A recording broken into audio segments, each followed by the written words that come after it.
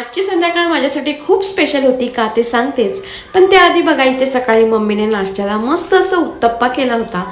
त्यानंतर आता हे आले आहेत, हे म्हणजेच विराजचे पप्पा.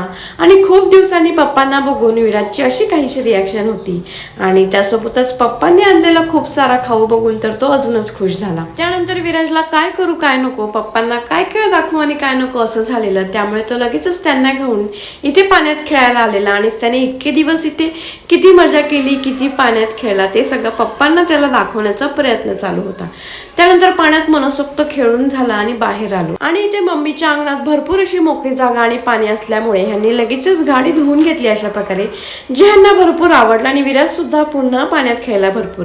त्यानंतर घरी आलो, फ्रेश झालो आणि मस्त असं कडक स्पेशल चहा केला आणि जो आम्ही खूप दिवसांनी एकत्र घेतला. त्यामुळे आजची संध्याकाळ आमच्या दोघांसाठी खूप स्पेशल होती. आणि इथे बघा मी व्हिडिओ रेकॉर्ड करत होते तर विराज दादाची सुद्धा मध्ये मध्ये येऊन माझ्यासोबत मस्ती चाललेली. आम्ही दोघांनी संध्याकाळचा चहा एन्जॉय केला आणि इथे बघा एवढं पाण्यात खेळून झाल्यानंतर सुद्धा हे दोघं पुन्हा मातीमध्ये खेळायला आले. त्यानंतर त्यांना घरात घेतलं, फ्रेश केलं आणि तयारी करून आम्ही निघालो आहोत बाहेर जाण्यासाठी.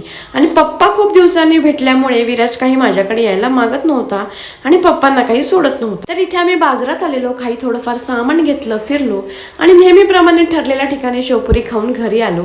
आणि सध्याना व्लॉग्स अपलोड करायला मला बराच असा उशीर होतोय मला माहिती आहे, तर त्यामुळे मी सर्वांना सॉरी बोलते आणि लवकरच भेटूया नेक्स्ट व्लॉगमध्ये. तोपर्यंत सगळ्यांना बाय.